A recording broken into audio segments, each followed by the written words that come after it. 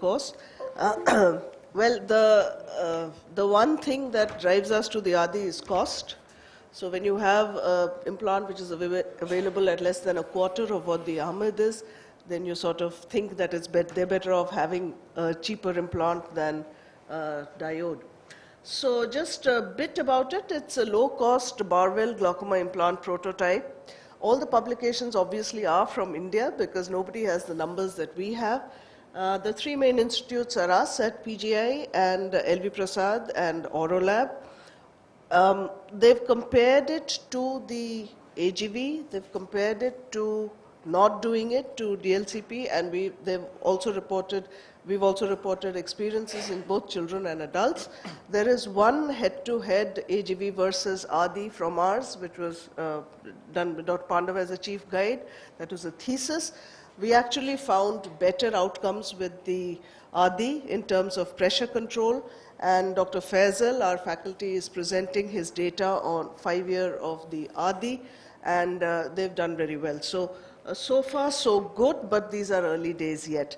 So to know that this has been manufactured by Aurolab under a generous release of design by Professor George Barwell himself in association with the plastics department at Bascom Palmer. So it's safe, it's effective, both children and adults, and compared to the AGV, as I said, it has better IOP, lesser anti-glaucoma medication, but comparable complications. So since this is video-based, this is just a quick, these are the kind of eyes that we get to do it. So just open up the conjunctiva in 2 quadrants because your muscles need to be bridled. You don't have to be a strabismus surgeon to bridle muscles. It's easy. So just move it away. These are the earlier days where we used to bridle the entire muscle. And then, of course, the plate needs to be primed as for any drainage device. So this is what really the device looks like. It's just like a Barwell implant. And you can see the fluid coming out through that. So that's primed. Then coming on to the wings, which need to be inserted. Okay, so it needs to be inserted under the muscles. They look very big wings, but it's nice and soft and pliable. Professor Brandt, who's done a lot of work in Orbis Eyes, so he's somebody who's done a lot of both Barwell and Adi, says that the Adi actually is softer than the Barwell and easier to implant. So you can see how malleable it is. It doesn't really take much and it goes in. So having done that, one tip that we've learned over a period of time is that you don't need to bridle the entire muscle. So you see, you just need to open up the parts of the muscle which are facing each other, and it really goes in enough. So you don't have to open up the whole muscle as we used to, as our strabismus surgeons do. So just the parts facing each other is quite enough, and the Adi goes in very well. So then the next step is to ligate the tube completely. Once you fix the plate is fixed as usual, about 8 to 9 millimeters from the limbus. And 9-0 nylon is a good suture. We use it for everything, to fix the plate, to fix the tube, to attach the sclera. So it's that one suture. But of course, the ligation is done with a 6-0 vicryl.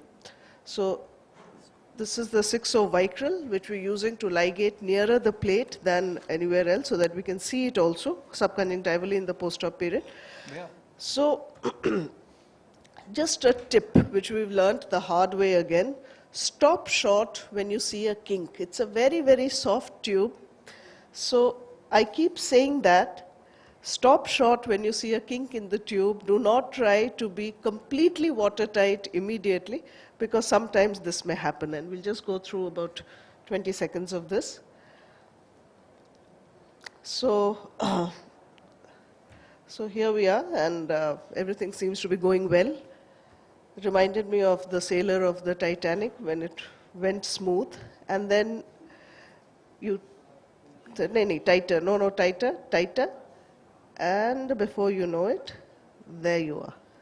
So if you can make out, you can actually cut right through here. So this has happened, thankfully, early in, and we've learnt our lesson well. So stop when you see a kink. Believe me, it's enough. Even if there's a little bit of trickle of fluid going out, it's not going to cause horrible hypotony later. But if this happens, there's nothing else you can do except take the implant out and put a new one in. So you can see how the tube is cut over there. So that's possible. So tube insertion, as I was asking Sunita, can be tricky, but this is a pseudophakic, but it had a large anterior chamber depth as well. So we just put it into the behind the iris, and it's nice to have a small tunnel there. So if it's an OPK eye, it's important to insert it short of the graft. So you have host cornea, which is unhealthy, which is not clear. So I like to aim the tube to be short so that it's just short of the graft and avoid this tube corneal or tube graft touch as much as possible. And it's okay, you can ask the patient to look up and you can see the tube even if it's beneath the opaque part of the cornea. So you can see that it stops short, and over here, if you can see, it's just short of this. This is actually the tube under the opaque part of the cornea. So that's one small thing that we do. Right, so this is pretty much, we just close it with a scleral patch graft. We use sclera simply because we don't have enough corneas. We have a load of therapeutic PKs for which they use the corneas for, so I'll just go ahead. So if you don't have a graft, we've been asked this very often, so we've tried this. It's a little tricky, but this mini crescent is available. It's 1.5 millimeters. And you can fashion a scleral sleeve. So this is a sleeve, and it's called a windshield cleaning sort of movement.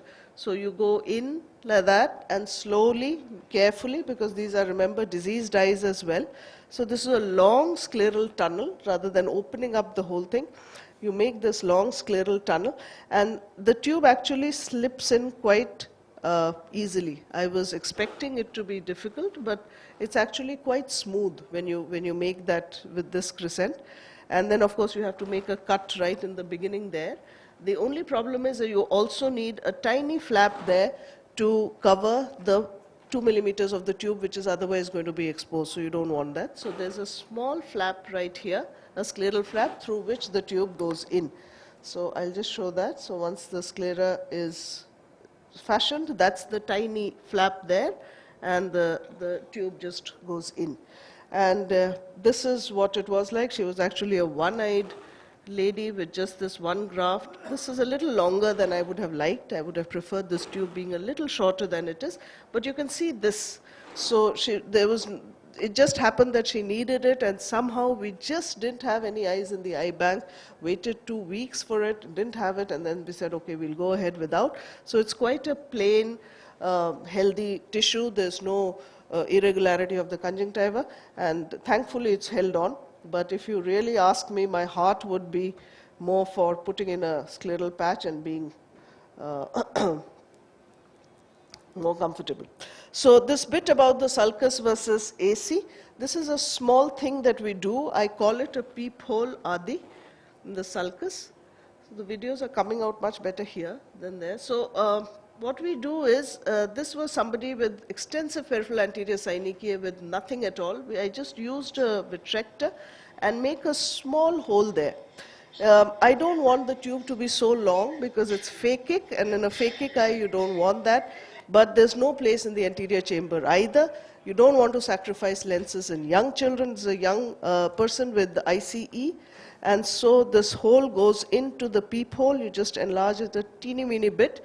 So actually the tube is in the sulcus, and under the microscope you can actually see it is short of the lens, just short of the lens, but so that you can see it, and it's a small peephole there, and that's what it looks like. And you can see the edge of the lens. I can see it here, but this is the edge of the lens. It's just short of that at the equator, and I think I have post-op pictures. So here, so this was ICE, and these are the kind of synechia that you have, but this is phakic, and without having to sacrifice the lens, and this is it through the peephole. So I can see it well. This is the zonule, and this has worked well. We like to call it a peephole adi, and we put it in the OT list as that, but it's a nice little, neat little thing to do. The other thing is, if you're inserting it after PPV, do check under retroillumination for vitreous strands. Remember, post-planar vitrectomies, usually target the core and they don't remove the vitreous skirt, as it were, where your tube is going to be. So don't assume that if you're dealing with a post-PPVI, you will have no vitreous there. If there is vitreous skirt, those are the vitreous fibrils or strands which are going to block your tube. So this microspherophakia, lensectomy done when she was very young, developed retinal detachment after that, had a silicone oil in the eye. We had a silicone oil removal as well, but as for all silicone oil, post-silicone oil eyes, I like to put the tube in inferiorly, simply because superiorly, not that the silicone oil, emulsified oil is going to block your tube as much as the fact that if it keeps going out superiorly, you are likely to have very high bleb reactions after that. So it's nice to have it inferior because all that silicone oil will go superiorly. So we thought we were done and we were happy, and we had actually closed. So you can see these we'd actually closed. And then when we just took a last look under retroillumination, I don't know whether it will be visible, but all these vitreous strands were actually going to the tube. So we just took a moment, asked for the vitrector, and you can see how much of these, so if you have all these vitreous strands which are going into the tube, you're going to have that tube which is not going to be working too well. So it's important at the end now, what we do is we do a skirt vitrectomy, as we call it, just push the iris back and look at the amount. Now this is somebody who's had vitrectomy, who's had retinal detachment surgery and has had a silicone oil removal as well. And yet you can have vitreous there up in the skirt, and you can see post-operatively this tube is nicely clear of the vitreous. It's in the sulcus. It's not very posterior to the pars plana, and hopefully this should hold on well. So in summary, the ADI appears to be an effective low-cost GDD as for now. We're keeping our fingers crossed. It's 5 years yet. Its flat surface area may reduce the incidence of raised IOP due to fibrous capsule encapsulation. Thankfully, we haven't seen too many. Implantation techniques are easy, and it comprises a very small learning curve. So I would encourage you to do it. Thank you. Thank you, Dr. Sushmita, for excellent presentation and videos. Any questions?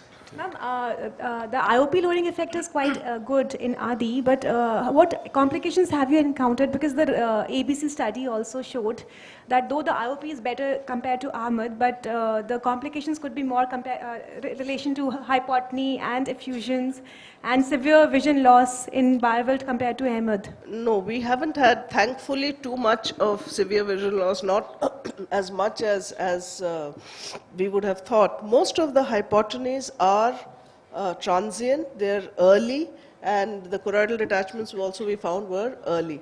Now, one thing, if I can just put it across to all the young people who are going to do it, your critical period for an ADI, and we've learned that the hard way, is 4 weeks. Don't go away thinking that the vicryl is going to remain at 6 weeks and one day it is going to pop open. It's not going to happen like that. So a good way to follow up, which is what we do, they do need Diamox initially. So we keep them, we tell them that you're going to have Diamox in the first 3 to 6 weeks or whatever. So when they are on Diamox, they are called back at a 3 to 4 week visit, and at every visit, look at the plate under the conjunctiva. If you can see that plate clearly, it means your tube is still ligated and there is no fluid going out. But at about 4 weeks, the minute you see fuzziness of the fuzziness of the plate, you know that fluid has started to percolate and the tube is on its way to open up. Stop the Diamox then. And then it is a weekly follow-up. It's a little labor-intensive between 4 to 7 weeks, but we call them back weekly until we are sure. Slowly get your AGMs down. We've learned that the hypotonies occurred in those who we had a stopgap arrangement for everybody. Diamox and anti-glaucoma for 4 weeks and then call back at 6 weeks and then stop it. It doesn't work. It has to be very graded, and the response of people are very variable, I think, depending upon the health of the ciliary body, depending on how much aqueous is being secreted. So if we are careful, now our risks and our incidences of hypotony are much less. Ma'am, I would like to know the numbers of hypotony also if Dr. Faisal is around in your 5-year study. I don't remember in the 5-year study if he is around. So we would be happy to adopt the practices if the results are very good regarding to complications also. Even the Barvelt is not bad. I mean, you can adopt the Barvelt for if that. If we talk about cost, then maybe we can adopt to ADI. Yeah. Thank you. Not too much. Hi, I just want to share my experience when I was training under Keith Button in Moorfields. He puts a lot of bevel, and I put a lot of bevel. I put Adi as well, but I don't tie my tubes. I stent it with a Supramid 3O, okay. and that allows some drainage as well as preventing from hypotony. So my bevels and my Adi, I off all the Dimox immediately post-surgery, and I don't get hypotony. In fact, sometimes I get pressure of 24, sometimes 10, sometimes 14, it varies. And 3 months after surgery, if I don't get the pressure that I want, I just remove the Supramid subconjunctivally. Yeah. So at least at Moorfields, I know they use Supramid as well as ligature.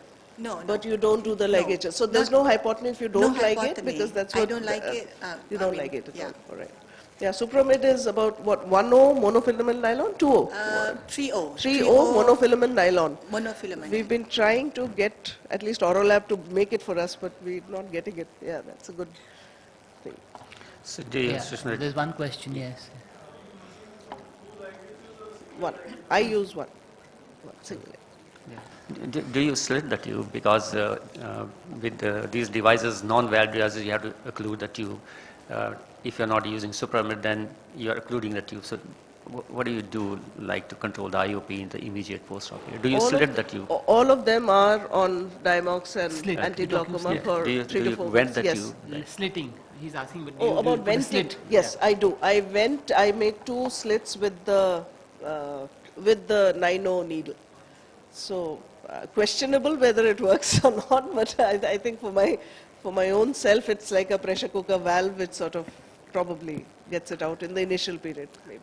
I have a question about the valved versus the non-valved tubes. And do you decide for some patients that you might use a valve tube versus a non-valve tube? And what are the conditions that you might choose one or the other? So one straight condition would be somebody who has a large buckle, where I would not be able to insinuate. I would use the Ahmed for that. Then for somebody who is intolerant to Dimox, which is why we are doing the surgery, or has a systemic problem with that, I would do a valved device. But other than that, I think I would. And then the uveitis, and the uveitis is one condition where I'm very scared of the hypotony, so I would do the valve. I wouldn't give a chance. But by and large, otherwise. Yeah, I use mostly valved Ahmed tubes, and I like them because you get an early lowering, but they're not as low as the Barveld or the non-valved implants. But if they're vitrectomized, you really have to avoid flow early because they do get a high risk of getting a Yes, suprachoroidal or choroidal fusion, no matter what you use. So I even will tie off my Ahmeds like I do my Barvelds in the vitrectomized eye.